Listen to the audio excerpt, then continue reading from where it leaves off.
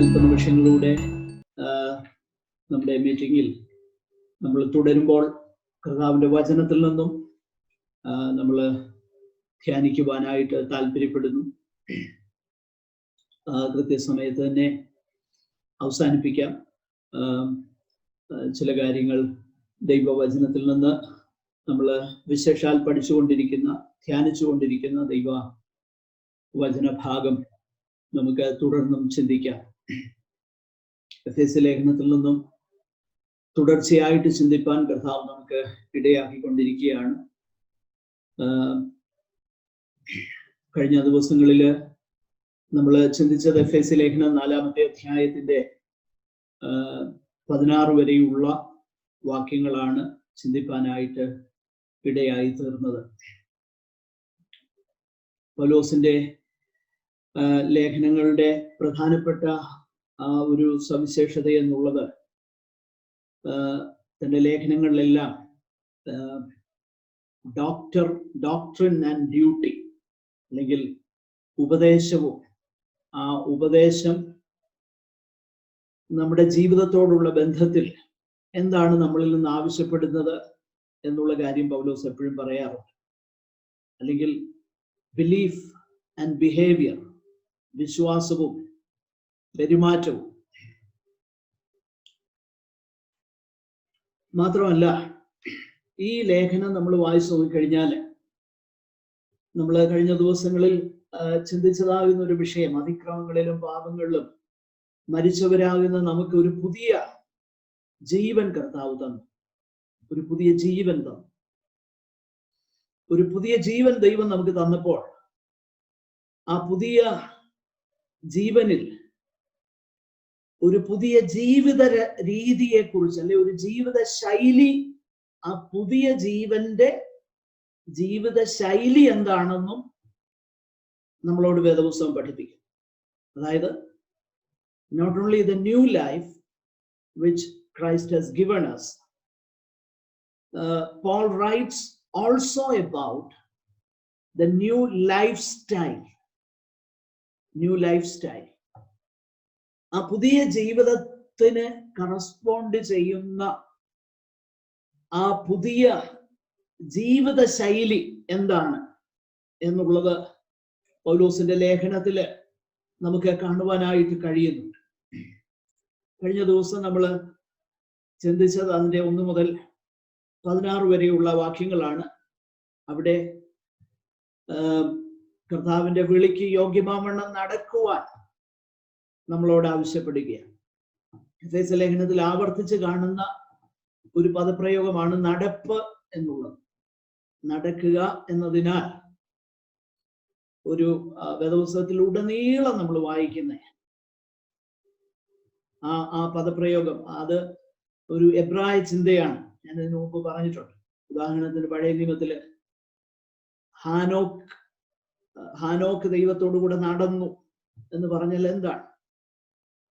ആ എബ്രായ ചിന്തയിൽ ദൈവിക സാന്നിധ്യ ബോധത്തോടെ അവൻ ജീവിച്ചു. അവന്റെ ജീവിതം അത് റിഫ്ലക്റ്റ് ചെയ്തു. ദൈവമായിട്ടുള്ള ബന്ധം, ദൈവമായിട്ട് ഹാനോക്കിനുള്ള ബന്ധം അവന്റെ ജീവിതത്തിൽ റിഫ്ലക്റ്റ് ചെയ്തു. അതൊരു ഹീബ്രൂയിസമാണ്, എബ്രായ പ്രയോഗമാണ്. ആ പ്രയോഗം, പൗലോസ് ഒരു എബ്രായനാകൊണ്ട്, പ്രത്യേകിച്ച് യഹൂദ പാരമ്പര്യവും യഹൂദ തിരുവഴുത്തിന്റെ പശ്ചാത്തലവും തനിക്കുള്ളത് കൊണ്ട് അത് ആവർത്തിച്ച് തൻ്റെ ലേഖനങ്ങളിലൊക്കെ നമുക്ക് കാണാൻ കഴിയുന്നുണ്ട്. അപ്പൊ ഈ എഫേസ്യ ലേഖനം നമ്മൾ ചിന്തിച്ച് നോക്കിക്കഴിഞ്ഞാല് നടപ്പ് എന്നുള്ള പദപ്രയോഗം പല പ്രാവശ്യം നമ്മൾ കാണുന്നുണ്ട്. ഉദാഹരണത്തിന് അതിന്റെ 2-ാം അധ്യായം, അതിന്റെ മലയാളം വേദപുസ്തകത്തില് നേരത്തെ നമ്മൾ ഈ ലോകത്തിന്റെ, അതായത് ഈ അവയിൽ നിങ്ങൾ മുമ്പേ ഈ ലോകത്തിന്റെ കാലഗതിയെയും ആകാശത്തിലെ അധികാരത്തിനും അനുസരണക്കേണ്ട മക്കളിൽ ഇപ്പോൾ വ്യാപരിക്കുന്ന ആത്മാവിനും അധിപതിയായവനെയും അനുസരിച്ച് നടന്നു. അപ്പോൾ നമ്മൾ നടന്നത് ഈ ലോകത്തിന്റെ കാലഗതി അനുസരിച്ച് മാത്രമേ നമുക്ക് നടക്കാൻ പറ്റുകയുള്ളൂ. എല്ലാം നമ്മൾ ഈ ലോകത്തോടുള്ള ബന്ധത്തിലാ ചിന്തിക്കുന്നത്. ഈ ലോകത്തിന്റെ ആ മൂല്യ വ്യവസ്ഥിതിയിലാണ് അന്ന് നമ്മൾ ജീവിച്ചിരുന്നത്. ആ മൂല്യ വ്യവസ്ഥിതി എന്താണെന്ന് നമുക്ക് നല്ലപോലെ അറിയാം. അങ്ങനെ നമ്മൾ നടന്നിരുന്നു. എന്നാൽ അങ്ങനെ നടന്ന നമ്മളെ അതിൽ നിന്ന് ദൈവം രക്ഷിച്ചത് കൊണ്ട്, ബിക്കോസ് കർത്താവ് നമ്മളെ രക്ഷിച്ചു, അതിൽ നിന്നാണ് നമ്മളെ വിടുവിച്ചത്. അപ്പൊ അങ്ങനെ വിടുവിച്ചത് കൊണ്ട് ഇപ്പൊ പൗലോസ് പറയുകയാണ്, അല്ലെ പരിശുദ്ധാത്മാവ് ഈ ലേഖനത്തിൽ നമ്മളോട് ആവശ്യപ്പെടുകയാണ്, അതുകൊണ്ട് ഇനിയിപ്പം നിങ്ങൾ നടക്കേണ്ടത് അന്ന് നടന്ന പോലെ അല്ല. എന്ന് പറഞ്ഞാൽ അന്ന് നടന്ന പോലെ നമുക്ക് നടക്കാൻ പറ്റും, പക്ഷെങ്കിൽ ഒരു പുതിയ ജീവൻ നിങ്ങൾക്ക് കിട്ടിയെങ്കിൽ, പുതിയ ജീവൻ കിട്ടിയെങ്കിലേ അത് പറ്റത്തുള്ളൂ. കിട്ടിയ ഒരാൾക്ക് ലൗകികനെ പോലെ നടക്കാനായിട്ട് പറ്റും, അതിനുള്ള പോസിബിലിറ്റി ഉണ്ട്. എന്നാൽ ദൈവം ആവശ്യപ്പെടുന്ന ആ വിശുദ്ധ ജീവിതം പോസിബിൾ ആകുന്നത് പുതിയ ജീവൻ കിട്ടിയവർക്ക് മാത്രമേ പറ്റൂ, അല്ലാതെ പറ്റുകയില്ല. പുതുജീവൻ കിട്ടിയ ഒരു വ്യക്തിക്ക് മാത്രമേ വിശുദ്ധ ജീവിതം നയിക്കാനായിട്ട് പറ്റത്തുള്ളൂ. വിശുദ്ധ ജീവിതം എന്നൊക്കെ പറഞ്ഞാൽ വളരെ വ്യക്തമായിട്ട് ദൈവവചനം അതെന്താണെന്ന് നമ്മളെ പഠിപ്പിക്കുന്നുണ്ട്. അതുകൊണ്ടാണ് ഈ 4-ാം അധ്യായം ആരംഭിക്കുന്നത് തന്നെ ഇങ്ങനെയാണ്: നമ്മളെ വിളിച്ച വിളിക്ക് യോഗ്യമാവണ്ണം നടക്കണം എന്ന് പറയുന്നു. അപ്പൊ ആ വിളി വളരെ ഇമ്പോർട്ടൻ്റ് ആണ്. എന്തിന് കർത്താവ് വിളിച്ചു എന്നുള്ളത് വളരെ ഇമ്പോർട്ടൻ്റ് ആണ്. ക്രിസ്തുവേശുവിലെ പരമവിളിയാണ് നമുക്കുള്ളത്. എന്ന് പറഞ്ഞാൽ ഹെവൻലി കോളാ ഉള്ളത്. ഹെവൻലി കോൾ, പരമവിളി, ക്രിസ്തുവേശുവിലെ പരമവിളി. മാത്രമല്ല, നമ്മളെ ഒരു വിശുദ്ധ വിളി കൊണ്ടാ വിളിച്ചത്. അപ്പോൾ called with a heavenly call, ക്രിസ്തുവേശുവിൽ പരമവിളി, വിശുദ്ധ വിളി എന്ന് വേണ്ട, അങ്ങനെ അനേക കാര്യങ്ങൾ നമ്മളെ സ്വാതന്ത്ര്യത്തിനായിട്ട് വിളിച്ചു. അതെല്ലാം ആ വിളി, കർത്താവിന്റെ വിളിയോടുള്ള ബന്ധത്തിൽ, ഇതെല്ലാം അതിനെ പല നിലകളിൽ പുതിയ നിയമം വ്യക്തമാക്കുന്നുണ്ട്.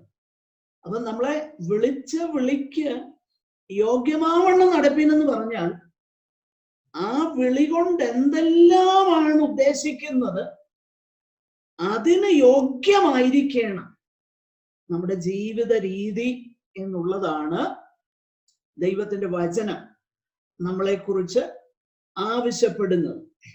നമ്മള് പാപത്തിന് മരിച്ചവരാണ്, ദൈവത്തിന് ജീവിക്കുന്നവരുമാണ്. ദൈവത്തിന് ജീവിക്കുന്നവരാ, പക്ഷെങ്കിൽ അതൊരു ഓട്ടോമാറ്റിക്കലായിട്ട് സംഭവിക്കുന്ന ഒരു കാര്യമായിട്ടല്ല വേദപുസ്തകം പറയുന്നത്. അതായത് God demands that. At the same time, God enables us.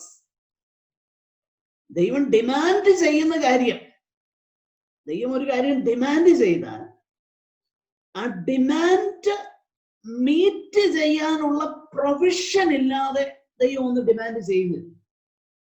Impossible demands ആയിരിക്കാൻ ദൈവം ചിലപ്പം ആവശ്യപ്പെടുന്നത്, ഇമ്പോസിബിൾ ഡിമാൻഡ്സ്. കാരണം ദൈവവചനം ആവശ്യപ്പെടുന്ന വിശുദ്ധ ജീവിതം എന്നൊക്കെ പറയുന്നത് നമ്മളെ സംബന്ധിച്ച് ഇമ്പോസിബിൾ ആണ്. ഒരു കൂട്ടായ്മയില് ഒരു സഹോദരന്റെ ഒരു പ്രബോധന വചനം എന്നെ വളരെ സ്ട്രൈക്ക് ചെയ്തു. സിമ്പിളായിട്ട് പറഞ്ഞൊരു കാര്യം. അദ്ദേഹം പറഞ്ഞു, ഉൽപ്പത്തി പുസ്തകത്തില് അബ്രഹാമിനോട് ദൈവം ഒരു ഭയങ്കര കാര്യം ആവശ്യപ്പെട്ടത്. ദൈവം അബ്രഹാമിനോട് ആവശ്യപ്പെട്ട കാര്യം വളരെ പ്രയാസകരമാകുന്ന ഒരു കാര്യം എന്ന് പറഞ്ഞാൽ, നിന്റെ ഏകജാതനെ കൊണ്ട് ഇസഹാക്കിനെ തന്നെ കൊണ്ടുവന്ന് യാഗം കഴിക്കാൻ പറഞ്ഞു. ഭയങ്കര ഇമ്പോസിബിൾ ആയിട്ടുള്ള ഒരു കാര്യം. ഏത് നിലയിൽ ചിന്തിച്ചാലും അത് ഇമ്പോസിബിളാണ്. പക്ഷെങ്കിൽ അബ്രഹാമിനെ ദൈവം രക്ഷിച്ചു. ദൈവം കൽദയരുടെ ഊരിൽ നിന്ന് വിടുവിച്ചു. അതുകൊണ്ട് എന്ത് സംഭവിച്ചു? ആ തേജോമയനാകുന്ന ദൈവം അബ്രഹാമിന് പ്രത്യക്ഷനായതുകൊണ്ടാണ് അവൻ അവിടെ നിന്ന് വിടുവിക്കപ്പെട്ടു വന്നത്. അല്ലാതെ അബ്രഹാം ഞാൻ പല പ്രാവശ്യം അത് പറഞ്ഞിട്ടുള്ള കാര്യം, എങ്കിലും ആവർത്തിക്കുന്നത് എനിക്ക് ബുദ്ധിമുട്ടില്ല. കാരണം അത് വളരെ അടിസ്ഥാനപരമായ വിഷയം ആയതുകൊണ്ട് ഞാൻ ആവർത്തിക്കുന്നു. തേജോമയനാകുന്ന ദൈവം, ആക്ട്സ് ഓഫ് ദി അപ്പോസ്റ്റൽസ് നമ്മൾ വായിക്കുന്ന അവൻ അവിടെ ഇരിക്കുമ്പോൾ തന്നെ തേജോമയനായ ദൈവം അവന് പ്രത്യക്ഷനായി. ദൈവം പ്രത്യക്ഷനായതുകൊണ്ടാണ് അവൻ അവിടെ നിന്ന് പുറപ്പെട്ടത്. എന്നാൽ ഉൽപ്പത്തി പുസ്തകത്തിൽ 11 അവസാനം തേരഹ അബ്രഹാമിനെയും ലോത്തിനെയും സാറായിയെയും ഒക്കെ എടുത്തുകൊണ്ട് അവരെ കൂട്ടിക്കൊണ്ട് വരുന്ന കാര്യം, ഹാരാനിൽ വന്ന് പാർക്കുന്ന കാര്യം ആണ് 11-ാം അധ്യായത്തിന്റെ അവസാനം. 12-ാം അധ്യായത്തിലാണ് ദൈവം അബ്രഹാമിനോട് ഇടപെടുന്നതായിട്ട് നമ്മൾ കാണുന്നത്. എന്നാൽ സ്തെഫാനോസ് പറയുന്ന അങ്ങനല്ല. അതിനൊക്കെ മുമ്പ് തന്നെ അവിടെ ആയിരിക്കുമ്പം തന്നെ വിഗ്രഹങ്ങളെ സേവിച്ചുകൊണ്ടിരിക്കുമ്പോൾ കൽദയരുടെ ഊരിൽ തന്നെ തേജോമയനാകുന്ന ദൈവത്തിന് പ്രത്യക്ഷനായി. അപ്പോൾ അത് ദൈവം ചെയ്തത് കൊണ്ടാണ് അബ്രഹാമിന്റെ ബാക്കിയുള്ള കാര്യം നമ്മൾ കാണുന്നത്. അപ്പൊ അതാണ് അബ്രഹാം തനിക്ക് അവകാശമായി നൽകാനിരിക്കുന്ന ദേശത്തേക്ക് അത് പറഞ്ഞാരെ അനുസരിച്ചു. എവിടേക്ക് പോകുന്നു എന്നറിയാതെ പുറപ്പെട്ടു. അങ്ങനെ പുറപ്പെട്ടു വന്ന ആ മനുഷ്യനെ കുറിച്ച് പിന്നീട് നമ്മൾ കാണുന്നത് ദൈവം തന്നോട് ഡിമാൻഡ് ചെയ്യുന്ന ഡിമാൻഡ് ഭയങ്കര ഡിമാൻഡാണ്. എന്നോ ഡിമാൻഡാണ്, നമുക്കൊന്നും ചിന്തിക്കാൻ പറ്റുന്ന ഡിമാൻഡ് അല്ല. നമ്മുടെ ഒരു കുഴപ്പം എന്ന് പറഞ്ഞാൽ ഈ അബ്രഹാമിന്റെ കാര്യമൊക്കെ എടുക്കുന്ന പറഞ്ഞാൽ നമുക്കുള്ളത് അബ്രഹാമിന്റെ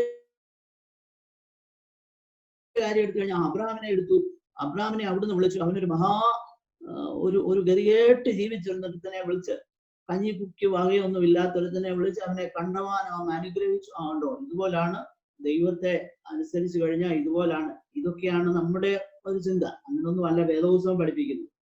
വേദപുസ്തകം അങ്ങനൊന്നും അല്ല പഠിപ്പിക്കുന്നത്. വളരെ വ്യക്തം. പഴയ നിയമം അങ്ങനല്ല പഠിപ്പിക്കുന്നത്. പഴയ നിയമത്തിൽ തന്നെ ഉണ്ട്. അവിടെ ഇനി പുതിയ നിയമം അതിനെ കുറിച്ച് പറയുന്നേ, അവര് അതല്ലായിരുന്നു അവരുടെ ലക്ഷ്യമെന്നും അതിനെ ഓർത്തോണ്ടല്ല അവര് വന്നെന്നും അവര് ദൂരത്ത് നിന്ന് കണ്ടും അഭിവന്ദിച്ചും കൊണ്ട് അവര് ജീവിച്ചെന്നും കൂടാരങ്ങളിൽ അവര് പാർത്തെന്നും മാത്രമല്ല അവര് വിട്ടുപോകുന്നതിനെ ഓർത്തു എങ്കിൽ മടങ്ങിപ്പോകുവാൻ ഇട കാണുമായിരുന്നു. പിന്നെ അവരോ അധികം നല്ലതിനെ സ്വർഗീയമായതിനെ തന്നെ കാംക്ഷിച്ചിരുന്നു. അധികം കാരണം അതിന്റെ കാരണം എന്നാ?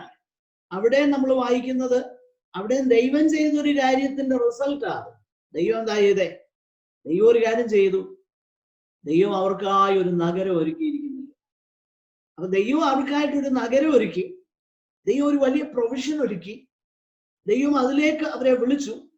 അതിന്റെ ഫലമായിട്ട് because God called them, obedience to God is a real possibility. Real possibility എന്നല്ല, അതിനെ ദൈവം എനേബിൾ ചെയ്യുക. അതാ ഹോളിനെസ്. വിശുദ്ധീകരണം എന്നൊക്കെ പറയുന്ന സത്യത്തിൽ അതാണ്. അപ്പോൾ ആ ഒരു ഡിമാൻഡ് മീറ്റ് ചെയ്യുവാൻ, അപ്പൊ അതുകൊണ്ട് നമ്മൾ അവിടെ വായിക്കുന്ന വിഷയം എന്നറിയാം. അതുകൊണ്ട് ദൈവം അവരുടെ ദൈവം എന്ന് വിളിക്കപ്പെടാൻ ലജ്ജിക്കുന്നില്ല. എന്തോ ഒരു വലിയ ഭാഗ്യമാണ് അതല്ലേ? എന്തോ ഒരു വലിയ ഭാഗ്യമാണ്. അവിശ്വാസിയാകുന്ന ഒരുത്തനെ വിളിച്ച് അവന് പ്രത്യക്ഷത കൊടുത്തേച്ച് അവനെ അവിടുന്ന് പുറപ്പെടുവിച്ചേച്ച് പിന്നെ അവനെ ആ വഴി കൂടെ നടത്തിയിട്ട് കൊണ്ടുവന്നിട്ട് അവനെ അതെല്ലാം കാണിച്ച് മുൻപോട്ട് നോക്കി കാണിക്കാൻ പറഞ്ഞു. ആകാശത്തിലെ നക്ഷത്രങ്ങളെ നോക്കാൻ പറഞ്ഞു. ഇതുപോലെ ഞാൻ നിനക്ക് എന്ന് പറഞ്ഞാൽ കടൽക്കരയിലെ മണൽ പോലെ, രണ്ട് കാര്യം അവിടെ ശ്രദ്ധിക്കണം.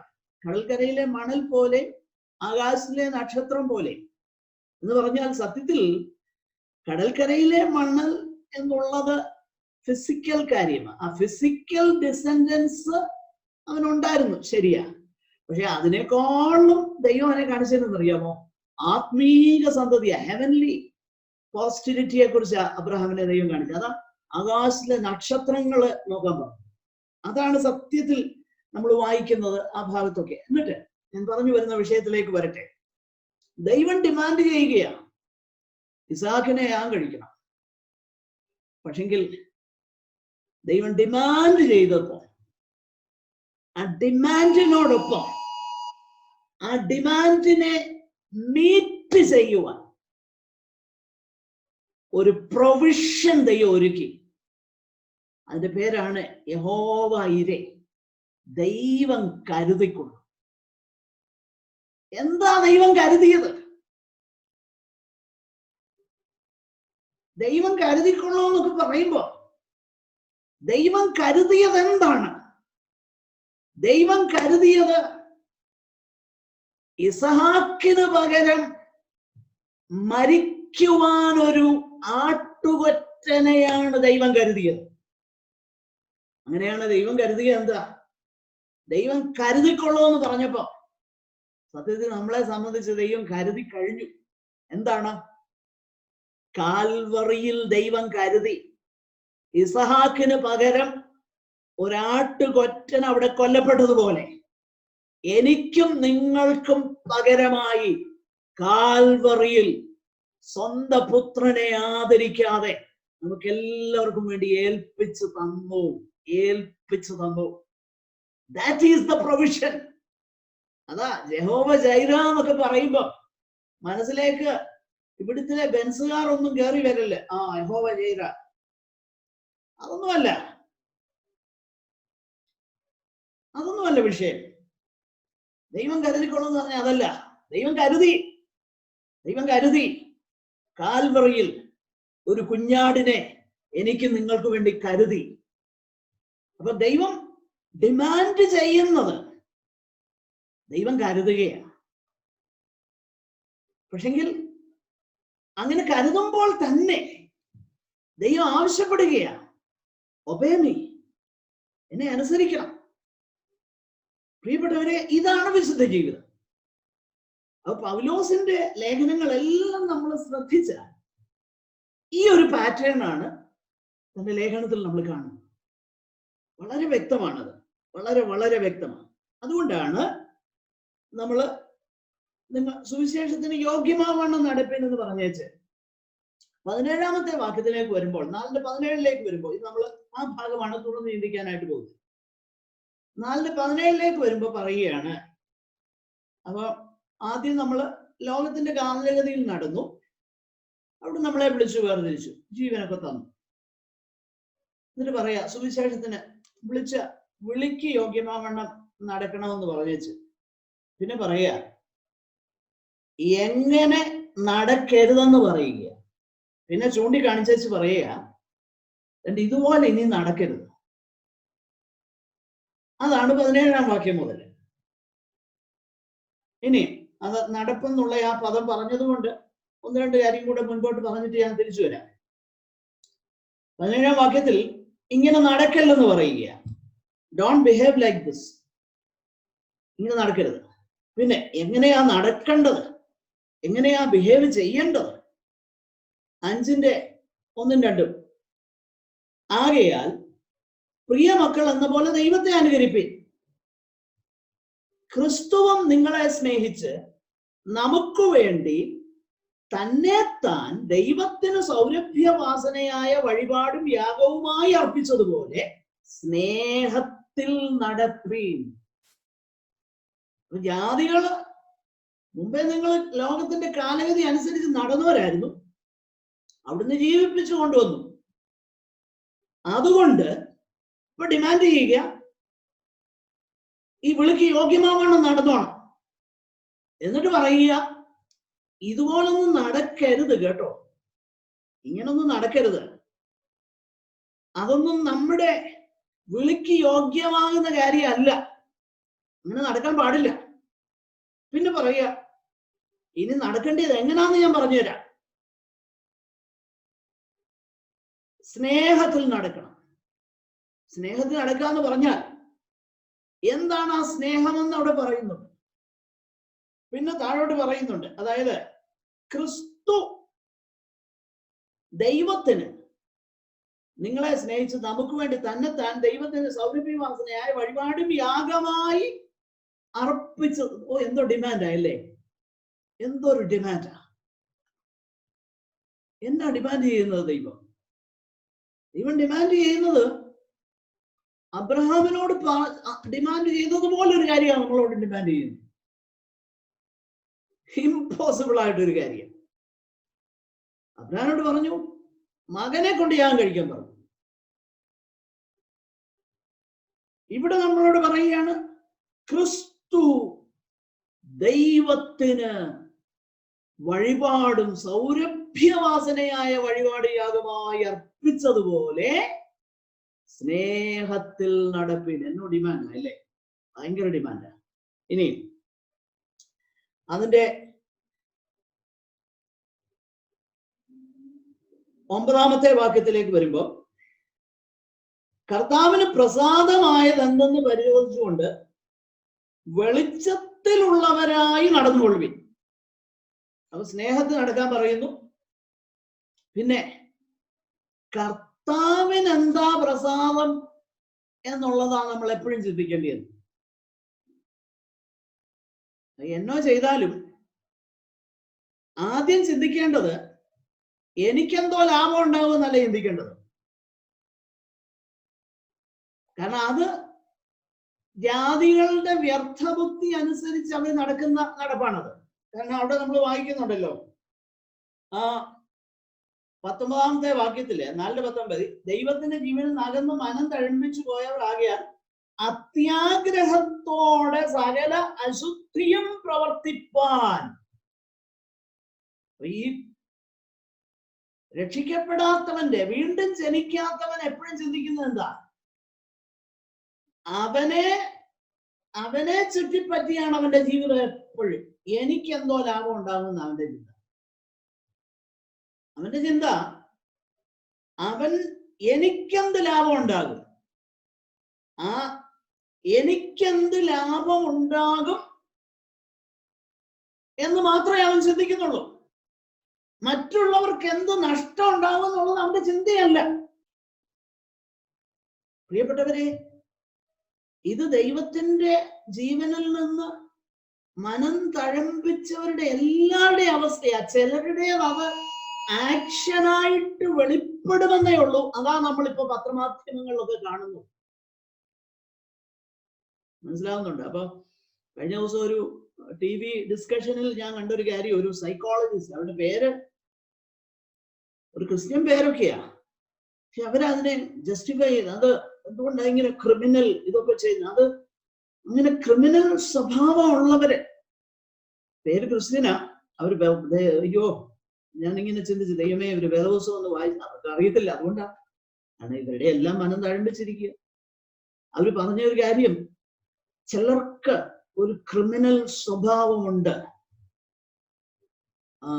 അങ്ങനെ ക്രിമിനൽ സ്വഭാവമുള്ള ആൾക്കാര്, അങ്ങനെ ഉള്ള ചുരുക്കം ചിലരുണ്ട് സമൂഹത്തിൽ. അത് വേണ്ട സാഹചര്യം കിട്ടുമ്പം അത് വെളിപ്പെട്ട് വരും. പക്ഷെ വേദപുസ്തകം അങ്ങനെ അല്ല പഠിപ്പിക്കുന്നത്.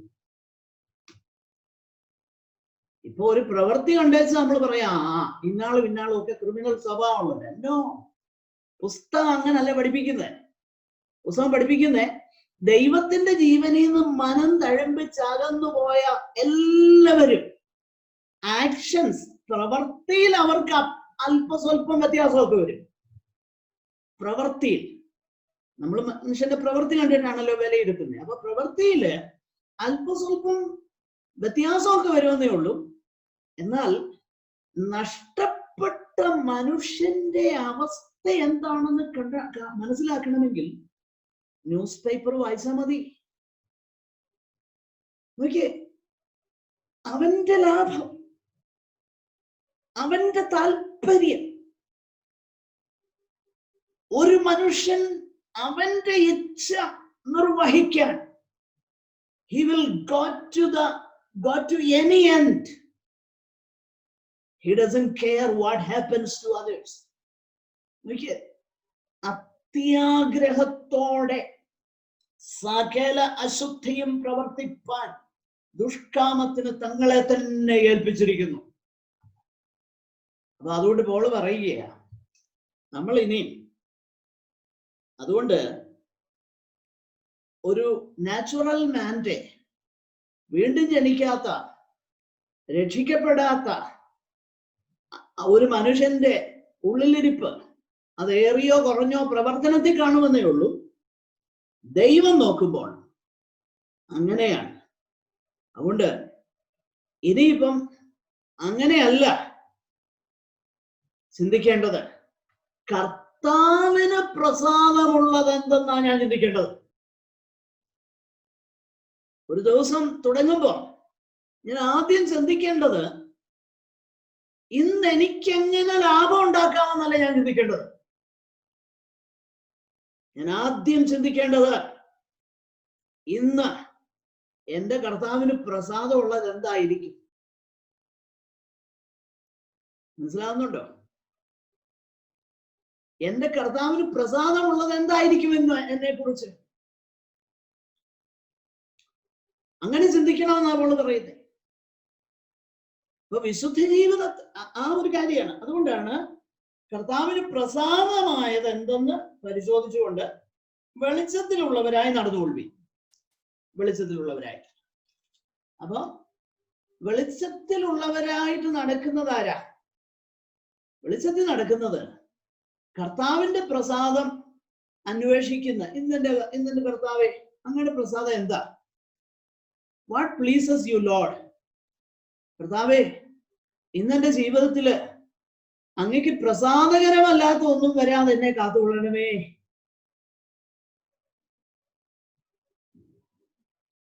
ഈ എന്റെ പ്രിയപ്പെട്ടവരെ, നമ്മൾ ഈ ചിന്തിക്കുന്ന പോലെ ഒന്നും അല്ല കാര്യങ്ങൾ. ഇത് ട്രൂലി ബോൺ അഗൈൻ ആയിട്ടുള്ള ദൈവമക്കളുടെ ഒക്കെ ഒരു ചിന്ത അതായിരുന്നു. അതുകൊണ്ടാണ് ഈ നമ്മുടെ തൊട്ടു മുകളിൽ തൊട്ടുപുറകിലുള്ള തലമുറയിലുള്ള ഭക്തന്മാര് പാടിയ പാട്ടിന്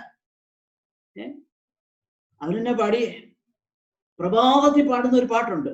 അതിന്റെ വരികൾ ഇങ്ങനെ: ഇപ്പകലൻ ജീവിതത്തിൽ തെറ്റുവരാതെ രക്തത്താലെ സൂക്ഷിച്ചെന്നെ തൃക്കാരത്തിൽ കാക്കണേ. ഓ, എന്തോ അല്ലേ?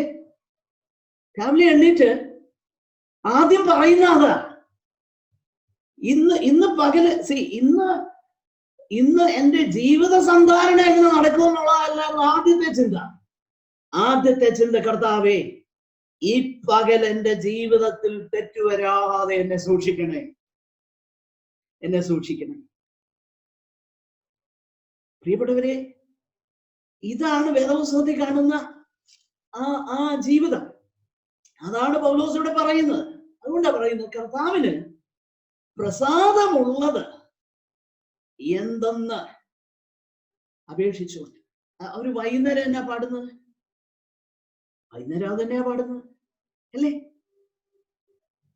അവര് വൈകുന്നേരം നോക്കി, നമ്മുടെ തലമുറയില് നോക്കി എത്ര ചിട്ടയായിട്ട് അവർ കാര്യങ്ങൾ ചെയ്തത്.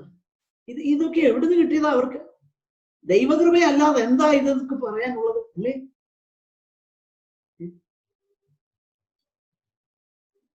വൈകുന്നേരം പാടുന്നേ: ഇന്നു പകലിലെന്നെ നന്നായി അനുഗ്രഹിച്ച മന്നവനെ സ്തുതി. അല്ലേ? എന്താ വൈകിട്ട് പാടുന്നേ? രാവിലെ തുടങ്ങുമ്പോ കർത്താവേ കീപ് മീ ലോർഡ്. വൈകുന്നേരം ആവുമ്പോ തിരിഞ്ഞു നോക്കിയിട്ട് അയ്യോ ഇന്ന് പകലിൽ എന്നെ നന്നായിട്ട് അനുഗ്രഹിച്ചല്ലോ. പ്രിയപ്പെട്ടവരെ, ദൈവം വീണ്ടും ജനനിച്ച ദൈവമക്കളിൽ നിന്ന് ഇതാണ് താല്പര്യപ്പെടുന്നത്. അത് പൗലോസ് പറയുക, കർത്താവിന്റെ ഇഷ്ടം ഇതൊക്കെയാണ് എന്ന് പറയുക. അതുകൊണ്ടാണ് ഇനി ആ ഒരു പദം അങ്ങ് പറഞ്ഞു വെച്ച് ഞാൻ പെട്ടെന്ന് മടങ്ങി വരാം. അതിന്റെ 5-ാമത്തെ അധ്യായം 15-ാമത്തെ വാക്യത്തിലേക്ക് വരുമ്പോൾ, ആകയാൽ സൂക്ഷ്മത്തോടെ അജ്ഞാനികളായിട്ടല്ല അജ്ഞാനികളായിട്ടത്രേ നടപ്പാൻ നോക്കുവീൻ. ആ പദം നിങ്ങൾ ശ്രദ്ധിക്കണം. സൂക്ഷ്മത്തോടെ, സൂക്ഷ്മത്തോടെ, വിത്ത് ഓൾ ഡ്യൂ ഡിലിജൻസ്. ആത്മീയ ജീവിതത്തിന് ഡിലിജൻസ് വേണമെന്നാ ചിന്ത. ഞാൻ പറയാം, നമുക്ക് എന്താണോ ഇമ്പോർട്ടന്റ് അതെനിക്ക് വളരെ ഡിലിജൻസോടെ ഞാൻ ചെയ്യുന്നത്. നിങ്ങൾക്ക് മനസ്സിലാകുന്ന ഒരു ഉദാഹരണം ഞാൻ പറയാം. 1,00,000 രൂപ ഒരാൾക്ക് കൊടുക്കാൻ നമുക്കുണ്ടെന്നിരിക്കട്ടെ. ഓക്കെ, 1,00,000 എത്രയല്ലോ ആയിക്കോട്ടെ, ആ തുക നിങ്ങൾ അങ്ങ് നിശ്ചയിച്ചു. 0 വരുന്ന ഒരു തുകയാണ് 1,00,000 രൂപ. അത് ഞാൻ പറഞ്ഞു, അല്ലെ നിങ്ങൾ പറഞ്ഞു, ഞാൻ ആ ചെക്ക് എഴുതി വെച്ചേക്കാം. ചെക്ക് ബുക്ക് എടുത്തേച്ച് ചെക്ക് എഴുതുന്നത് എങ്ങനായിരിക്കും? ഷോപ്പിങ്ങിന്റെ ലിസ്റ്റ് എഴുതുന്ന പോലെ ആയിരിക്കുമോ എഴുതുന്നത്? അല്ല. ചെക്ക് ബുക്ക് എടുത്തേച്ച് നമ്മള് 100,000 എന്ന് എഴുതും. അത് കഴിഞ്ഞ് ആ ഫിഗർ, എന്താ പറയാ, ആ ന്യൂമറിക് ക്യാരക്ടേഴ്സ് നമ്മൾ എഴുതുമ്പോ വളരെ ശ്രദ്ധിക്കും. ഒരു 0 കൂടിയിട്ടുണ്ടോ? ശ്രദ്ധിക്കോ ഇല്ലയോ? ഒരു 0 മാറിക്കഴിഞ്ഞാൽ എന്നാ വിഷയം? 1,00,000 പകരം അത് 10,00,000 ആകും അല്ലേ? ഓക്കെ, ഇക്കാലത്ത് ഇത് മനസ്സിലാകാൻ വേണ്ടി ഞാൻ പറയുന്ന ഒരു ഉദാഹരണം. ഇക്കാലത്ത് നമുക്ക് അത് റിക്കവർ ചെയ്യോ എന്തെങ്കിലുമൊക്കെ ചെയ്യാം. എന്നാ ചിന്തിച്ചേ, ആ ഒരു കാര്യം നമ്മൾ ചെയ്യുന്ന എത്ര സൂക്ഷ്മതയോടെ ആയിരിക്കും, ഇല്ലേ? സൂക്ഷ്മതയോടെ നമ്മൾ ചെയ്യത്തുള്ളൂ. അതിന്റെ കാരണം എന്നാ? ഇറ്റ് മാറ്റേഴ്സ് ടു അസ്, ഇല്ലേ? നമുക്ക് ഇമ്പോർട്ടന്റ് എന്ന് തോന്നുന്ന ഏത് കാര്യവും നമ്മൾ സൂക്ഷ്മതയോടെ ചെയ്യത്തുള്ളൂ. സൂക്ഷ്മതയോടെ ചെയ്യത്തുള്ളൂ. എനിക്ക് ഏത് കാര്യം ഇമ്പോർട്ടന്റ് ആണോ ആ കാര്യം ഞാൻ വളരെ സൂക്ഷ്മതയോടെ ചെയ്യത്തുള്ളൂ. അതിനകത്തൊരു മിസ്റ്റേക്ക് വരാൻ എനിക്ക് പറ്റത്തില്ല. കാരണം if I make A mistake, that will cost me something. ഞാൻ പല പ്രാവശ്യം നോക്കും, പല പ്രാവശ്യം ശ്രദ്ധിക്കും. കാരണം അതെനിക്ക് വലിയ ഇമ്പോർട്ടൻ്റാ. ഭയങ്കര സൂക്ഷ്മതയോടെ ചെയ്യത്തുള്ളൂ. ഇനിയും പറയാം, ഒരു പുതിയ കാറ് മേടിച്ചോണ്ട് വരട്ടെ, എന്നോ സൂക്ഷ്മതയായിരിക്കും അല്ലേ? ഭയങ്കര സൂക്ഷ്മതയാ. പുറകെ വല്ല കല്ല് കിടപ്പുണ്ടോ, കുറ്റിയുണ്ടോ, എല്ലാം നോക്കും. കാരണം ഭയങ്കര ഇറ്റ് മാറ്റേഴ്സ് ടു അസ്. അതെനിക്ക് ഇമ്പോർട്ടൻ്റ്. അപ്പൊ അത് ഞാൻ സൂക്ഷ്മതയോടെ ചെയ്യും. ഇപ്പൊ പോള് പറയുന്നത് എന്നാ? ആകയാൽ സൂക്ഷ്മത്തോടെ, അജ്ഞാനികളായിട്ടല്ല ജ്ഞാനികളായിട്ട് അത്രേ നടപ്പാൻ നോക്കി. ശ്രദ്ധിച്ചേ, അപ്പൊ ക്രിസ്തീയ ജീവിതം, because it matters to me, I need to take utmost care. അതിന് ഞാൻ കെയർഫുൾ ആകണം. പക്ഷെ നമ്മൾ ലീസ്റ്റ് കെയർഫുൾ ആത്മീയ വിഷയത്തോടുള്ള ബന്ധത്തിലാണ്. കാരണം അത് പലപ്പോഴും, ഇപ്പോഴാണല്ലോ നമ്മൾ സൂം മീറ്റിംഗ്, അല്ലാത്തപ്പോ നമ്മൾ കൂടി വരികയല്ലേ. ചില ക്രോണിക് ഒഫൻഡേഴ്സ് ഉണ്ട്, അവരെ ഞാൻ അന്ന് തന്നെ വിളിക്കാറില്ല. ക്രോണിക്കലി സിക്കായിട്ടുണ്ടല്ലോ ചിലർ, അവരെ അന്ന് തന്നെ വിളിക്കാറില്ല. അവരെ പിന്നെ ഏതേലും ഒരു ദിവസമാണ് വിളിക്കുന്നത്. കാരണം എനിക്കറിയാം അവരെന്നെ ആൻസർ പറയാൻ പോകുന്നതെന്ന് എനിക്ക് നേരത്തെ അറിയാം. എന്നാ ബ്രദറെ വരാൻ? ഓ, വന്നില്ലെന്നേ ഉള്ളൂ. അല്ല, അതാ ഞാൻ ചോദിച്ചത്. ഓ, അത് വന്നില്ലെന്നേ ഉള്ളൂ പാസ്റ്റേ. നോർമലി പിന്നെ ഞാൻ പ്രസ് ചെയ്യാറില്ല. പിന്നെ ഈ ആൾക്കാരെ അറിയുന്നതിന് മുമ്പേ ചിലപ്പോൾ പ്രസ് ചെയ്യും. ആ പ്രസ് ചെയ്യുന്നുണ്ടെങ്കിൽ പറയും, ഓ അതങ്ങ് ഉറങ്ങിപ്പോയി. രാവിലെ US കോൺസുലേറ്റിൽ പോകാൻ ഒരു ഇന്റർവ്യൂ ഉണ്ടായിരുന്നേ ഉറങ്ങുമായിരുന്നോ നമ്മൾ? നമ്മുടെ സ്വപ്നഭൂമി അതല്ലേ. അതുകൊണ്ട് ഇപ്പൊ അല്ല കേട്ടോ, ഇപ്പൊ US-ലായിരിക്കുന്നവരൊക്കെ എങ്ങനെയും ഞങ്ങളെ ഇവിടെ നിന്ന് കൊണ്ടുപോകുന്നാ പറയുന്നത്. ഇപ്പോഴത്തെ കാര്യമല്ല, പണ്ടത്തെ കാര്യം. അവിടെ ഒരു ഇന്റർവ്യൂ ഉണ്ടായിരുന്നതിൽ ഉറങ്ങുമായിരുന്നു? ഉറങ്ങിയല്ല. 15 മിനിറ്റ് മുമ്പേ ചെല്ലേണ്ടതിന് പകരം നമ്മൾ അരമണിക്കൂർ മുമ്പേ ചെന്നു. അതിന്റെ കാര്യം എന്നാ? അവിടെ തന്നെ ഇത്ര വലിയ സൂക്ഷ്മത. അതിന്റെ കാരണം it matters to us. It matters to us.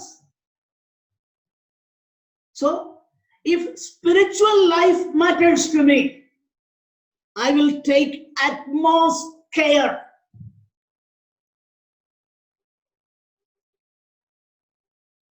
North ഇന്ത്യയിലൊക്കെ പറയുന്ന പോലെ ചലേക ഈ ഒരു പരിപാടി ക്രിസ്തീയ ജീവിതത്തോടുള്ള ബന്ധത്തിൽ നമുക്കുണ്ടാകത്തില്ല. ഓത്തോ ചലേക അങ്ങനല്ല. See, what matters to me, I will take utmost care. അതാ ക്രിസ്തീയ ജീവിതം. അതുകൊണ്ടാണ് ആകയാൽ അപ്പൊ ഈ ക്രിസ്തീയ ജീവിതം ഇമ്പോർട്ടന്റ് ആണെന്നും സത്യമാണെന്നും നിത്യതയുണ്ടെന്നും നിത്യജീവൻ ഉണ്ടെന്നും കർത്താവ് സത്യമാണെന്നും ഇതൊക്കെ എനിക്ക് ഉറച്ച ബോധ്യം എന്റെ ഹൃദയത്തിലുണ്ടെങ്കിൽ, ആ ജീവൻ എന്നിൽ ഉണ്ടെങ്കിൽ, if I've been given a new life, there will be a new lifestyle. കാരണം അതിനകത്ത് ഏറ്റക്കുറച്ചിലുകൾ ചിലപ്പോൾ ഉണ്ടായേക്കാം. ഏറ്റക്കുറച്ചിലുകൾ ഉണ്ടാകില്ലെന്നൊന്നും ഞാൻ പറയുന്നത്, പിന്നെ അറിവില്ലായ്മയുടെ കാലത്തൊന്നും ഞാൻ പറയുന്നില്ല. ബട്ട് വൺസ് ദൈവം ആ ഒരു റെവലേഷൻ, ആ ഒരു എല്യൂമിനേഷൻ തന്നു കഴിയുമ്പോണ്ടല്ലോ, പിന്നെ നമുക്ക് മാറ്റർ ചെയ്യുന്ന എന്താണ്? ഞാൻ പറയുന്നത് എല്ലാവരുടെയും ഒരുപോലെ അവരുടെ സ്പിരിച്വൽ ഗ്രോത്ത് ഒന്നും ഞാൻ പറയുന്നില്ല, അതൊന്നും ആയിരിക്കില്ല. But if truly A new life is there, life ഉണ്ടെങ്കിൽ, ഒരു പ്രത്യാശയുണ്ടെങ്കിൽ, അതിനെക്കുറിച്ച് പറയുന്നതെന്ന് പറയും പത്രോസ് അപ്പോസ്തലൻ അതിനെ വിളിക്കുന്നത് ജീവനുള്ള പ്രത്യാശ എന്നാണ് വിളിക്കുന്നത്. ജീവനുള്ള പ്രത്യാശ എന്ന് പറഞ്ഞാൽ എന്താ? ജീവനുള്ള ഏതിന്റെയും സവിശേഷത അത് വളരുമെന്നുള്ളത്, അത് വളരുമെന്നുള്ളതാണ്. അതുകൊണ്ട് അപ്പൊ പത്രോസ് നമ്മുടെ പ്രത്യാശയെ വിളിക്കുന്നത് ജീവനുള്ള പ്രത്യാശ എന്ന് പറഞ്ഞാൽ, കഴിഞ്ഞ കാലങ്ങളിലേക്കാൾ ഉപരിയായിട്ട് കർത്താവിനെ കുറിച്ചുള്ള പ്രത്യാശ നമുക്ക് കൂടുന്നുണ്ടോ? ജീവനുള്ളതാണോ പ്രത്യാശ? Does it increase as the days go by? ദിവസം കഴിയും തോറും അത് കൂടുകയാണ്. ഉള്ളിലൊരു നെടുവീർപ്പുണ്ടോ? കർത്താവേ അങ്ങ് വന്നാ മതിയായിരുന്നു എന്നൊരിക്കലും ഒക്കെ ഇടയ്ക്കൊക്കെ ഒന്ന് ചിന്തിക്കാറുണ്ടോ? ഉണ്ടോ?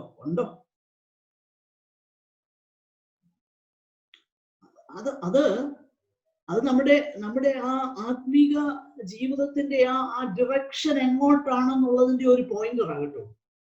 അതൊന്നും കൊച്ചു കാര്യമൊന്നുമല്ല. അങ്ങനെ if only the Lord would come, അല്ലെങ്കിൽ ഇന്ന് ചിന്തിക്കുക, perhaps the Lord will come today. അത് ചിന്തിക്കാറുണ്ടോ? അത് ചിന്തിക്കുമ്പോൾ ഉള്ളി സന്തോഷം തോന്നാറുണ്ടോ? പ്രിയപ്പെട്ടവരെ, ദൈവം നമ്മളെ കുറിച്ച് ആഗ്രഹിക്കുന്നതാ. അതുകൊണ്ടാണ് പൗലോസ് പറയുന്ന ഒരു കാര്യം, ഇവിടെ പൗലോസ് പറയുന്ന കാര്യം, ഞാൻ പാസേജ് ഇതുവരെ വായിച്ചില്ല. നിങ്ങൾ ചിന്തിക്കായിരിക്കും ഇദ്ദേഹം വാക്യം വായിക്കാതെ ഇത്രയും പറഞ്ഞെങ്കിൽ ഇനി വാക്യം വായിച്ചാൽ ഇന്ന് നിർത്തുകയല്ലായിരിക്കും എന്നായിരിക്കും. പക്ഷെ ഞാൻ നിർത്താം.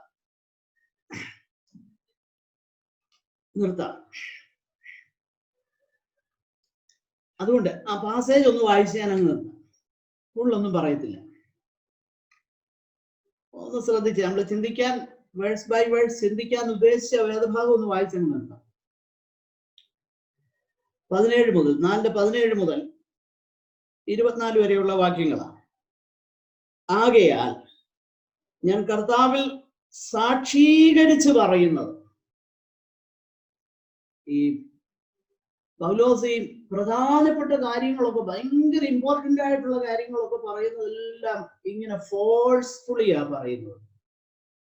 ശ്രദ്ധിച്ചിട്ടുണ്ടോ? അത് ഭയങ്കര ഫോഴ്സ്ഫുള്ളിയാ പറയുന്നത്. ഞാൻ കർത്താവിൽ സാക്ഷീകരിച്ച് പറയുന്നത്.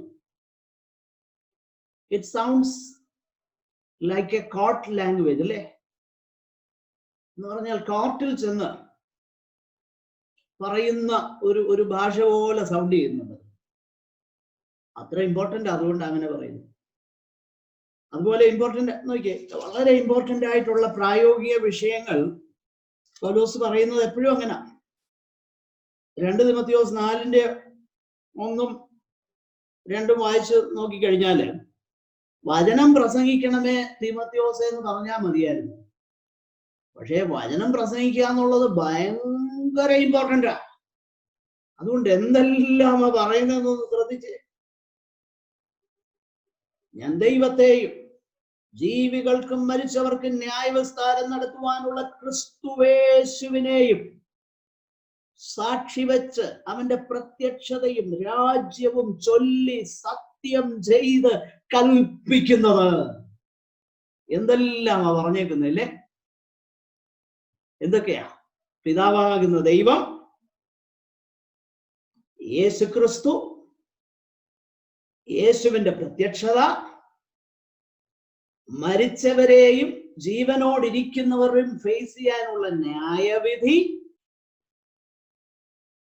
വരുവാനുള്ള ദൈവരാജ്യം, ഇല്ലേ? എന്തെല്ലാം കാര്യങ്ങളാ ഒറ്റ വാക്യത്തിൽ പറഞ്ഞേക്കുന്നത്. എന്നിട്ട് ഞാൻ സത്യം ചെയ്ത്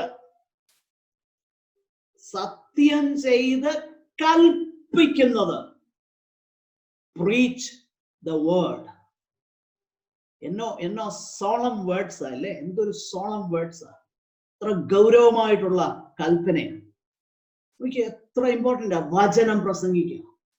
അതുപോലെ ഇവിടെ ഞാൻ പറയുന്നത് ശ്രദ്ധിച്ച, ആകയാൽ ഞാൻ കർത്താവിൽ സാക്ഷീകരിച്ച് പറയുന്നത് എന്തെന്നാൽ, ജാതികൾ തങ്ങളുടെ വ്യർത്ഥബുദ്ധി അനുസരിച്ച് നടക്കുന്നത് പോലെ നിങ്ങൾ ഇനി നടക്കരുത് എന്ന് പറഞ്ഞു കഴിഞ്ഞാല്, താഴോട്ട് പറഞ്ഞേക്കുന്ന കാര്യമൊക്കെ നമ്മൾ ആ ഡിസ്ക്രിപ്ഷൻ വായിച്ചാൽ നമ്മൾ ആരും ചിന്തിക്കരുത് എക്സ് ഓർ വൈ, ഇന്ന ആൾക്കാരെല്ലാം ഇത് എന്നല്ല പൗലോസ് പറയുന്നത്. വീണ്ടെടുക്കപ്പെടാത്ത സകല മനുഷ്യന്റെയും ദൈവസന്നിധാനത്തിലുള്ള പൊസിഷനാണ് ഈ പറയുന്നത്. അവന്റെ പൊസിഷൻ അതാണ്. അവൻ ചിലപ്പോ ഈവിൾ പ്രവർത്തിക്കുന്നവനായിരിക്കാം, പ്രവർത്തിക്കാത്തവനായിരിക്കാം. That doesn't matter. എല്ലാരും ഈ പറയുന്ന ഈവിൾ അതുപോലെ പ്രവർത്തിക്കുന്നവരും ആണോന്നില്ല. നല്ല മനുഷ്യർ കാണും, നല്ല മനുഷ്യരുണ്ട്. പക്ഷെങ്കിൽ ഔട്ട്സൈഡ് ഓഫ് ക്രൈസ്റ്റ് എന്താണെന്നുള്ള ഒരു ഡിസ്ക്രിപ്ഷനാണ് 17 തൊട്ട് 19 വരെ പോൾ പറയുന്നത്. ഇനി ശ്രദ്ധിക്കണം, ഇത് ജാതികളോടല്ല പറയുന്നത്, ഇത് ദൈവമക്കളോടാ പറയുന്നത്. കാരണം ജാതികളോട് ഇത് പറഞ്ഞാൽ അവർക്ക് മനസ്സിലാകത്തേ ഇല്ല. അതുകൊണ്ടാണ് ഈ സുവിശേഷം പ്രസംഗിക്കാനൊക്കെ പോകുമ്പോഴേ ഈ അമ്പലത്തിന്റെ മുന്നിൽ ചെന്ന് നിന്നേച്ച് ഇതിനകത്തിരിക്കുന്നത് പിന്നെ ഇത് സാത്താനാണെന്നും ഒക്കെ അവിടെ നിന്ന് പറഞ്ഞേച്ച് അവിടുത്തെ RSSകാരെല്ലാം കൂടെ അടിച്ച് തല്ലി പിടിപ്പിച്ചാൽ അത് സുവിശേഷത്തിന് വേണ്ടി അടി കിട്ടിയാണെന്ന് ഞാൻ വിശ്വസിക്കുന്നു. കാരണം ചേട്ടാ, അവൻ ദൈവമെന്ന് പൂജിക്കുന്ന കാര്യത്തെയാണ് ഞാൻ പറയുന്നത് ഇത് സാത്താനാണ്. എനിക്കറിയാതെ, അത് വേറെ വിഷയം. എന്തുകൊണ്ടാണ് എനിക്കറിയാവുന്നത്? പറയുന്നത് മനസ്സിലാവുന്നുണ്ടോ? എനിക്കിപ്പോ അറിയാതെ, ഇപ്പൊ കത്തോലിക്കനോട് ഇപ്പൊ ചെന്ന് പറയാം, അടുത്ത് കന്യാമറിയത്തിന്റെ അതില്ല, ഇതെല്ലാം സാത്താന്മാരാണ് എന്ന് പോയി അവരോട് പറയണം. അങ്ങനെ അബദ്ധങ്ങള് പലർക്കും പറ്റിയിട്ടുണ്ട്. എന്തിനാ അതിനൊക്കെ ആവശ്യം? എന്നാൽ വേദപുസ്തകം നമ്മൾ വായിച്ചു നോക്കി കഴിഞ്ഞാല് പൗലോസ് എങ്ങനെയാ ജാതികളോട് പ്രസംഗിച്ച്? അങ്ങനൊന്നുമല്ല പ്രസംഗിച്ച്. ലുസ്ത്രയിൽ ചെന്ന് കഴിഞ്ഞപ്പോ എങ്ങനെയാ പ്രസംഗിച്ച് അങ്ങനൊന്നുമല്ല. സുവിശേഷത്തിന് ഒരു മാറ്റവും. സുവിശേഷം അതുപോലെ തന്നെ. പക്ഷെ അവരോട് പറഞ്ഞില്ല, ദൈവം മഴയും വെയിലും ഒക്കെ തരുന്നുണ്ട്. മഴയും വെയിലും ഒക്കെ തരുന്ന ദൈവം നിങ്ങൾക്ക് തന്നെ കുറിച്ചുള്ള സാക്ഷ്യം തരാതിരുന്നിട്ടില്ലെന്ന് അവരോട് പറഞ്ഞത്. അതുപോലെ 17-ാമത്തെ അധ്യായത്തിൽ ചെന്ന് ആ ഗ്രീക്കുകാരോട് പറയുന്നത് ശ്രദ്ധിച്ചിട്ടുണ്ടോ? അവരോട് പറയുന്നത്, നിങ്ങളുടെ ഫിലോസഫി എല്ലാം മണ്ടത്തരമാണ്, ഇതുകൊണ്ടൊന്നും ഒരു പരിപാടി നടക്കുകയില്ല. അതൊക്കെ മണ്ടത്തരമാണെന്ന് എനിക്കിപ്പോ അറിയാം, നമുക്കറിയാം, ദൈവമക്കൾക്ക് അറിയാം. പക്ഷേ അവരോട് പറഞ്ഞ എന്നാ, ഞാൻ നിങ്ങളുടെ ഈ പൂജാ വിഷയങ്ങളുടെ നടുവിൽ ചുറ്റി നടന്നപ്പോ ഒരു വേദിക്കല്ല് കണ്ടു, അതിൽ എഴുതിയേക്കുന്നത് അജ്ഞാത ദേവന്. ഞാൻ അത് പറയാനാ വന്നേക്കുന്നത്. മനസ്സിലാകുന്നുണ്ടോ? അവരോട് പ്രസംഗിച്ചത് അങ്ങനെയാ. എന്നാൽ ദൈവമക്കളോട് പറയുമ്പോ എങ്ങനെയാ? ഇങ്ങനെയാ പറയുന്നത്. വ്യത്യാസം മനസ്സിലായോ? ഞാൻ അവിടുത്തെ ചെന്നപ്പം അവിടുത്തെ പാസ്റ്ററിനോട് പറഞ്ഞു, പാസ്റ്ററെ, ദൈവത്തെ ഓർത്ത് പിന്നെ ഈ ശബരിമലയുടെ കാര്യവും അങ്ങനെയുള്ള ഒന്നും പറയില്ല. ഞാൻ പറഞ്ഞു, എൻ്റെ പൊന്നു പാസ്റ്ററെ, ഞാൻ അങ്ങനെയുള്ള ഒന്നും പറയാറില്ല. അല്ലല്ല, ഞാൻ അങ്ങ് പറഞ്ഞെന്നേ ഉള്ളൂ, അറിയാതെ. കാരണം ഇവിടെ അയൽപക്കത്ത് അങ്ങനെ പല ബുദ്ധിമുട്ടുകൾ ഞാൻ കൊണ്ടായി, അതുകൊണ്ട് പറയാം. ഞാൻ പറഞ്ഞത് നന്നായി. നമ്മൾ ഇതിനകത്ത് പറയാൻ പോകുന്നേ? അതിന്റെ ആവശ്യമില്ല നമുക്ക്. ഇവിടെ നോക്കിയേ. എന്നാൽ ദൈവമക്കളോട് പറയുകയാണ്, ജാതികൾ, ഞാൻ കർത്താവിൽ സാക്ഷീകരിച്ച് നിങ്ങളോട് പറയുന്നത് എന്തെന്ന്, ജാതികൾ തങ്ങളുടെ വ്യർത്ഥ ബുദ്ധി, അപ്പൊ അവരുടെ ഫ്യൂട്ടൈൽ തിങ്കിങ്, അതിന് ജാതികളുടെ ബുദ്ധി എന്ന് പറഞ്ഞാൽ വീണ്ടെടുക്കപ്പെടും. അത് അവർക്ക് ബുദ്ധിയില്ലെന്നല്ല ഇവിടെ പറയുന്നത്, ഫ്യൂട്ടൈലാണ്, വ്യർത്ഥമാണ്. ആ വ്യർത്ഥ ബുദ്ധി അനുസരിച്ച് നടന്നതുപോലെ നിങ്ങൾ ഇനി നടക്കരുത്. നമ്മളോട് പറയുക, നിങ്ങൾ ഇനി നടക്കരുത്. അത് ചൂണ്ടിക്കുക. അപ്പൊ നമുക്കിപ്പോ അറിയാം, അത് അയ്യോ അങ്ങനെയുള്ള അവസ്ഥയിൽ നിന്ന് ദൈവം നമ്മളെയൊക്കെ വിടുവിച്ചതെന്ന് നമ്മളിപ്പോ മനസ്സിലാകുന്നു. അന്ന് നമുക്ക് അതെല്ലാം സന്തോഷമായിരുന്നു, ഇല്ലേ? അതുകൊണ്ടാണ് താഴോട്ട് നമ്മൾ പറയുന്നത്, 22-ാമത്തെ വാക്കിൽ, മുമ്പിലത്തെ നടപ്പ് സംബന്ധിച്ച് ചതിമോഹങ്ങളാൽ വഷളായി പോകുന്ന, കറപ്റ്റായി പോകുന്നു. പക്ഷെ അത് ഭയങ്കര ചതിയായിരുന്നു, കൊടും ചതിയായിരുന്നു. പക്ഷെ അന്ന് ഈ സെൽഫ് സെന്റേർഡ് ജീവിതത്തിൽ ജീവിച്ചപ്പോ അത് ചതിയാണെന്നൊന്നും അറിഞ്ഞില്ല. അതാ വിഷയം.